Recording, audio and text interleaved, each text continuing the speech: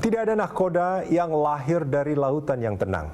Inilah ungkapan yang cocok untuk menggambarkan sosok tamu kita kali ini, Halim Rusli, CEO PT Integra Indo Kabinet Tbk. Memiliki masa lalu yang penuh perjuangan menjadikan sosok yang satu ini menjadi nahkoda yang andal dan mampu membawa PT Integra Indo Kabinet Tbk memiliki nama besar dan bersaing di pasar internasional.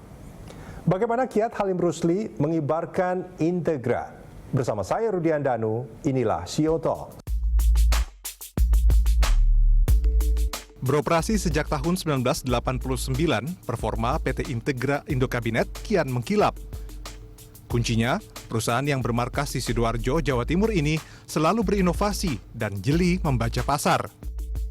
Bergerak di lini industri mebel, Integra lebih banyak memasarkan produknya di luar negeri.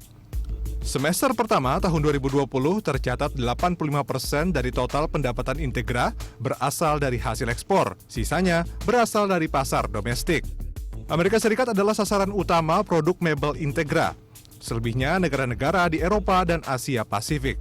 Manajemen Integra tetap optimistis kinerja bisnis positif meski pandemi COVID-19 sejak 6 bulan lalu.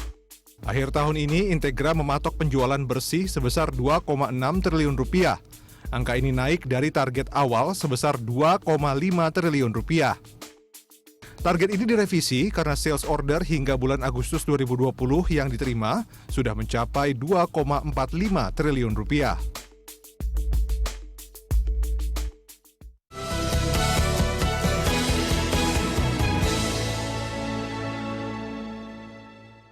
Ya, pemirsa, kita sudah bersama dengan Halim Rusli, CEO PT Integra Indo Kabinet Tbk. Apa kabar Pak Halim? Luar biasa, puji Tuhan. Luar biasa Pak ya.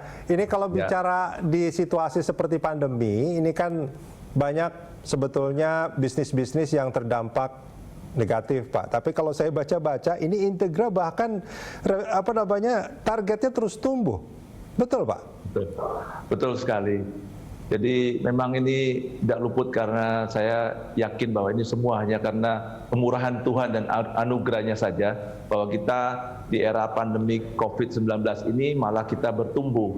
Tentunya banyak sekali peluang-peluang yang tidak pernah kita bayangkan ataupun kita duga ternyata menjadi suatu berkat yang luar biasa. Dan juga tentunya dari teamwork yang kami susun yang ada di Integra Group mensupport semua pertumbuhan yang ada sehingga kita bisa menikmati pertumbuhan yang cukup signifikan. Gitu. Oke, nah ini menarik sebetulnya Pak Halim, kalau kita bicara misalkan sektor-sektor farmasi, itu kan blessing in disguise di masa pandemi ini. Tapi ini bisnis Integra ini kan bisnis furniture. Koreksi kalau saya salah ya Pak ya.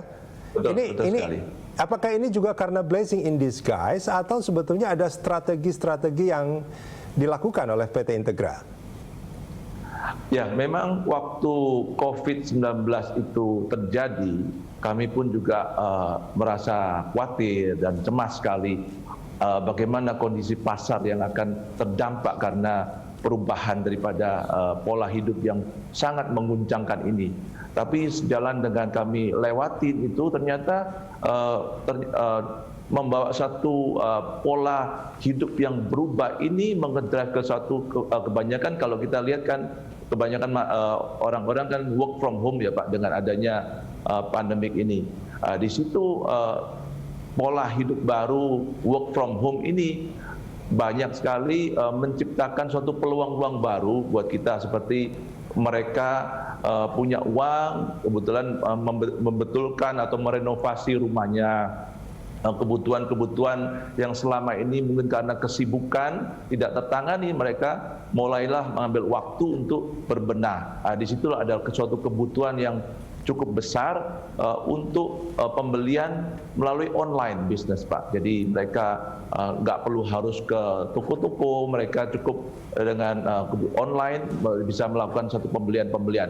Ini yang kita lihat suatu perubahan pola beli yang mana dulu ke toko, sekarang di rumah mereka bisa. Ini sangat berdampak dengan kita. Yang lain juga bersamaan yang kita juga nikmati yaitu perang dagang yang terjadi antara Amerika dan China dalam waktu yang bersamaan dengan COVID ini membuat satu peluang yang luar biasa. Ada shifting of of demand, Pak, supply-nya dari China menggeser ke negara-negara lain. Ya, itu yang dua kejadian besar ini yang membuat mengkontribusi terhadap kebutuhan kita yang sangat besar. Gitu. Ada dua Pak ya artinya. Yang pertama itu adalah karena memang perubahan pola belanja konsumen yang sekarang lebih banyak menggunakan online. Itu berapa persen Pak terasanya peningkatannya dari sana Pak? Ini kurang lebih pertumbuhan kita bisa sampai ke 20%, Pak. 20% secara keseluruhan? Betul. Pertumbuhannya. Oke. Kalau yang shifting yang dari perang dagang antara Tiongkok sama Amerika ini juga terasa sekali Pak terhadap kinerja Integra? Sangat Pak. Jadi di situ perang dagang Amerika dan China itu banyak menguntungkan kita, khususnya barang-barang komoditi yang sifatnya volume driven itu dikenakan tarif bukan hanya puluhan persen, bahkan 200 sampai 300%, Pak. Betul, jadi terlalu mahal ya. Produk-produk China itu landed ke Amerika dengan cost yang lebih tinggi tentunya. Oke. Nah, dengan adanya shifting itu, ini artinya dari Integra sendiri mencoba untuk menawarkan substitusi produk yang sebelumnya mungkin ditawarkan pihak Tiongkok, atau sebetulnya memang pasar yang mencoba untuk mencari produsen-produsen baru dan pada akhirnya ketemu dengan Integra, atau bagaimana? Tentunya ada shortage of supply. Produk-produk yang dari China yang sudah dikenakan tarif ratusan persen itu membuat mahal. Buyer-buyer yang ada di Amerika berusaha mencari substitut dari negara-negara lain. Kebetulan kami pun juga sudah ekspor ke Amerika. Dan kalau bicara dengan buyer-buyer yang besar itu, harga memang penting Pak, kualitas penting, tetapi yang dilihat juga kapasitas availability yang harus kita siapkan juga. Disitulah kebetulan kami juga di tahun yang lalu mengadakan suatu ekspansi yang cukup besar. Momentum ini kita ambil karena sudah dipersiapkan dengan kapasitas yang untuk meningkatkan output lebih besar lagi, begitu Pak. Oke, harga penting, kualitas penting, kapasitas untuk selalu siap menyediakan permintaan itu juga menjadi penting. Itu Pak maksudnya Pak Halim? Betul. Seringkali kita melihat bahwa buyer-buyer besar itu tertarik, tetapi waktu mengatakan ada nggak volume sekian, mereka banyak pabrik yang tidak siap, akhirnya ya lewat begitu saja. Oke, gitu Pak. Oh itu sayang sekali itu kalau sampai kayak gitu. Betul sekali. Ini saya membayangkan artinya kapasitas produksi PT Integra ini sekarang sedang optimal-optimalnya atau bagaimana Pak?